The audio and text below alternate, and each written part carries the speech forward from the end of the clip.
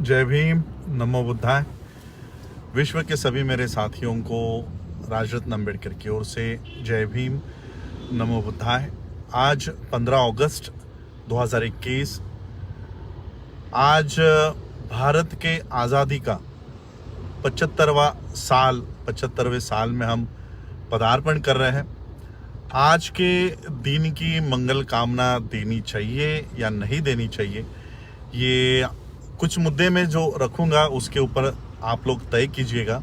लेकिन फिर भी मैं जिन जिन महापुरुषों ने हमारे आज़ादी के लिए अपना बलिदान दिया है, इस देश के मिट्टी की आज़ादी के लिए अपना लहू बहाया है, उनके कुर्बानी के लिए, उनके याद में मैं उन्होंने जो त्याग किया, बलिदान किया, उनके बलिदान को नमन करता हूं। और भारत के आज़ादी के 75वें साल में हम पदार्पण कर रहे हैं।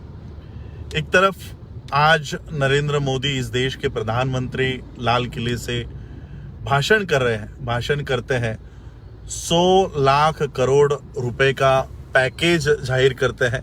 आप लोगों ने सुना होगा, पिछले कोरोना के लॉकडाउन में भी इन्होंने इतने ही बड़े रकम की पैकेज अनाउंस किया था, 10 लाख करोड़।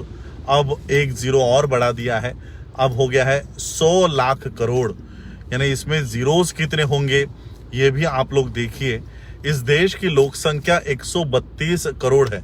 132 करोड़ देशवासियों के लिए 100 लाख करोड़ रुपए का पैकेज दिया गया है। अब ये पैकेज 132 करोड़ लोगों को मिलता है या इस देश में बसे 7 परिवारों को मिलता है, यह भी देखने की जरूरत है। इस देश के प्रधानमंत्री ने बेटी बचाओ का भी नारा दिया है और बेटियों के लिए सैनिक स्कूल खोलने के लिए भी उन्होंने आज अपने भाषण में बात कही है। तो बेटियों के सैनिक स्कूल के दाखिले के लिए प्रधानमंत्री कह रहे हैं, लेकिन उन्हीं के नाक के नीचे दिल्ली में ही, अभी मैं दिल्ली से ही 2 दिन पहले दिल्ली में था, दिल्ली कैंट में था। दिल्ली कैंट में जो मिलिट्री का क्षेत्र है, कैंटोनमेंट एरिया है, जहां पर पुलिस का क्षेत्र भी नहीं होता, मिलिट्री का क्षेत्र होता है, उस मिलिट्री के क्षेत्र में भी एक अनुसूचित जाति की परिवार की एक बच्ची पर इस देश के पुजारी बलात्कार करते हैं, और बलात्कार ही नहीं करते हैं तो उसको जला भी देते हैं। देखिए, एक तरफ बलात्कार कर रहे हैं पुजारी और काटने की भाषा हो रही है मुल्लों की। यानी किस देश में, किस देश के लोगों का माइंडसेट में हम लोग प्रवेश करने जा रहे हैं कि बलात्कार पुजारी कर रहे हैं और काटने की भाषा मुल्लों की जा रही है। तो इसलिए मैंने कहा कि सही में क्या हम लोग आजाद हैं? क्या हमारे दिमाग आजाद है? क्या हम लोगों की सोच आजाद है? यानी केवल इस देश को एक में। तो ये सारे मुद्दे में रख रहा था। पिछले मंगलवार को ओबीसी बिल संसद में पास हुआ है, कॉन्स्टिट्यूशन 127th अमेंडमेंट एक्ट जिसे कहा जाएगा, ये बिल पास हुआ है। मैं एक रिपोर्ट पढ़ रहा था, यानी जब देश आजाद हुआ था तब कुछ गिने चुने जातियां, ये बैकवर्ड क्लास हुआ करती थी। कुछ गिनी चुनी जातियों को बैकवर्ड यानी पिछड़ा ये उनको उपाधि दी गई थी। और आज जब मैं ये न्यूज पढ़ रहा था तो इस देश के 75% लोग, 75% लोग अब बैकवर्ड के लिस्ट में आ चुके हैं।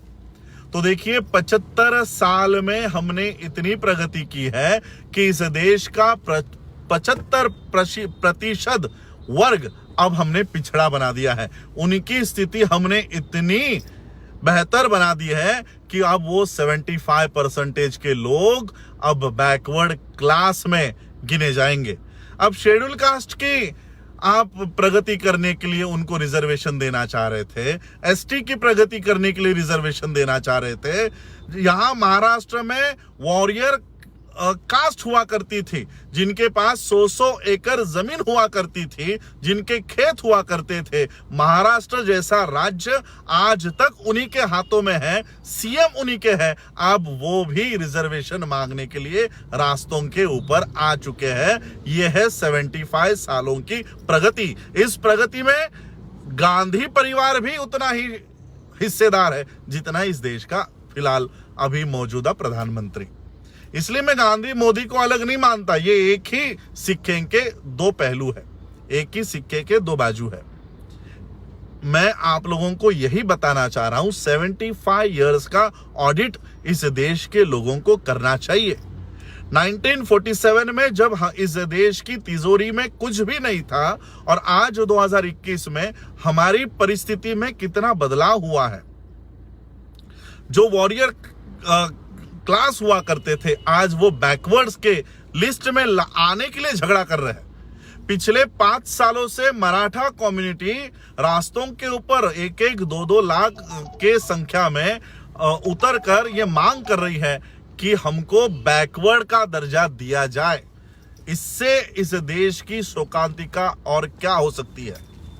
इस देश की व्यवस्था गांधी परिवार से लेकर मोदी और अमित शाह तक हो, ये सभी लोग सिर्फ 7 परिवारों के लिए काम कर रहे हैं। इस देश की आजादी जो हुई, ब्रिटिशर्स चले गए और इन 7 परिवारों के लिए एक गवर्नमेंट को ये सारी ताकतें देकर गए। टाटा, बिरला, अंबानी, अडानी, ये सारे आज इस देश का जीडीपी जब -23 पर जा रहा है, तब ये फैमिलीज वर्ल्ड की सबसे अमीर फैमिलीज बन रही है। सोचो, एक तरफ देश खाई में जा रहा है, लेकिन ये 7 परिवार ऊपर जा रहे हैं, वर्ल्ड में ऊपर जा रहे हैं। तो सोचिए किस तरह के माहौल में हम जी रहे हैं। 100 लाख करोड़ का पैकेज, 10 लाख करोड़ का पैकेज, ये किसको बेवकूफ बनाने का काम इस देश में चल रहा है। और इसलिए हम लोग ये आज सिर्फ भावनिक आधार पर कि हाँ 15 अगस्त आ गया, 26 जनवरी आ गया और हाथ में तिरंगा लेकर हम रास्तों के ऊपर आ रहे हैं। हमारी बच्चियों को बलात्कार किया जा रहा है, हमारी नौकरियां खत्म हो रही है, हमारे साधन संसाधन कम होते जा रहे हैं। ये सब भी हम लोगों को खुद, मेरी बातों को जाति एंगल से, धर्म एंगल से मत देखो। अगर मेरी बातों में कहीं पर भी गलत इंफॉर्मेशन है या कहीं पर भी मैं झूठ बता रहा हूं तो उसका खंडन कीजिए। हाँ, ये बाबा साहब के परिवार का है, इसलिए मोदी के खिलाफ ही बात करेगा, ये गांधी के खिलाफ ही बात करेगा, इस भावना से मेरी बात को मत सुनिए। मैं इंटेलेक्चुअल लोगों से कहना चाहूंगा कि इसके ऊपर आप लोग विचार कीजिए, डिबेट कीजिए। आज आप लोग कह रहे हो कि ओबीसी को रिजर्वेशन देंगे। अब 127th अमेंडमेंट बिल आप लोगों ने पास कर लिया। 2 दिन पहले पार्लियामेंट में यह सवाल पूछा गया, क्या रिजर्वेशन प्राइवेटाइज सेक्टर में लागू होगा। पार्लियामेंट ने जवाब दिया है कि रिजर्वेशन प्राइवेट सेक्टर में लागू नहीं होगा। एक तरफ आप ओबीसी को और बाकी के जातियां जो रिजर्वेशंस के लिए लड़ रही है, उनको रिजर्वेशन का गाजर दिखा रहे हो, और जहां पर रिजर्वेशन लागू होता है वो बेच रहे हो। बताओ मुझे, ये रिजर्वेशन का बिल कहां पास करने वाले हो, कहां लागू होने वाला है। जहां पर सरकारी नौकरियां हैं वो नौकरियां तो तुम प्राइवेटाइज कर रहे हो, जहां पर सरकारी स्कूलें हैं वो सरकारी स्कूलें तो प्राइवेटाइज करके अडानी अंबानी को दे रहे हो। तो ये रिजर्वेशन लागू कहां होने वाला है। क्या मोदी जी के बंगले पर ये सारे लोग काम करने आएंगे, पढ़ने के लिए आएंगे, कहां आने वाले हैं, या संघ के कार्यालय नागपुर में आने वाले हैं। और इसलिए ये रिजर्वेशन का बिल पास तो कर रहे हैं, लेकिन इसका इंप्लीमेंटेशन जब होगा तब ये सीटें कहां दोगे आप, तब ये सीटें कहां लाओगे। और इसलिए हम लोगों को ये बात भी सोचना है कि किस तरह से ये हम लोगों को बेवकूफ बना रहे हैं और किस तरह से ये इस देश में हम लोगों को जैसे ही इलेक्शंस आती है, जैसे ही 15 अगस्त आती है, बस लाल किले पे चढ़ना है और बड़ी बड़ी बातें फेंक कर आना है, बड़ी बड़ी बातें फेंक कर आना है। और बस यही काम होते आ रहा है। 10 लाख करोड़ का पैकेज दे दिया, 16 लाख करोड़ का पैकेज दे दिया, और हम लोगों के हाथों में 1 रुपया तक नहीं आता। और इसलिए हम लोग आज 75th इंडिपेंडेंस डे के अवसर पर मैं भारत के सभी देशवासियों को ये सोचने के लिए मजबूर कर रहा हूं, क्या 75 सालों में जो 75 साल पहले हमारी अवस्था हुआ करती थी, उस समय हमारी संपत्ति क्या हुआ करती होगी? हमारी भेड़ होगी, बकरियां होंगी, जमीनें होंगी, खेत होंगे। क्या आज उतना भी हमारे हाथ में है? आज एक भेड़ लेने जाओ 50,000 रुपए की होगी, एक भेड़ बकरी गाय लेने जाओ 50,000 रुपए का एक यूनिट का खर्चा होगा। 1 एकड़ जमीन उस समय की, क्या आज हमारे पास एक कुछ स्क्वायर फीट तक भी जमीन हमारे पास नहीं रही? और इसलिए आज मैं सभी इंटेलेक्चुअल्स को ये मुद्दा दे रहा हूं, ये टॉपिक दे रहा हूं कि क्या 75 इयर्स में इस देश की व्यवस्था जिनके हाथों में गई थी, 1952 से लेकर 2019 तक जिनके हाथों में इस देश की सरकारें हैं, क्या इन सरकारों ने इस देश के लोगों के प्रति, वी द पीपल, हम इस देश की जनता के प्रति क्या इन्होंने न्याय किया है? इन्होंने सिर्फ 7 परिवारों का जो आय है, इनकम है, प्रॉपर्टी है, लैंड्स है, यही बढ़ाने का काम किया है। और इसलिए आज इस अवसर पर मैं देश में जिन जिन महापुरुषों ने हमारे आजादी के लिए लड़ाई लड़ी, उनको नमन करता हूं। उनके बलिदान का, उनके त्याग का हम आज याद करते हैं, उनको नमन करते हैं। और इस 75th इंडिपेंडेंस डे के एनिवर्सरी पे मैं बधाई देता हूं। और इस देश के लोकतंत्र को बचाने के लिए भी हम लोगों को आगे आना होगा। बिना लोकतंत्र का आजाद देश आपके किसी काम का नहीं होगा। बिना लोकतंत्र का आजाद देश ये फैसिस्ट देश कहलाएगा, ये पूंजीवादियों के हाथ में चला जाएगा। आज राकेश टिकैत जी जैसे लोग इस देश के लोकतंत्र को बचाने के लिए दिन रात गाजीपुर बॉर्डर पर बैठे हुए हैं।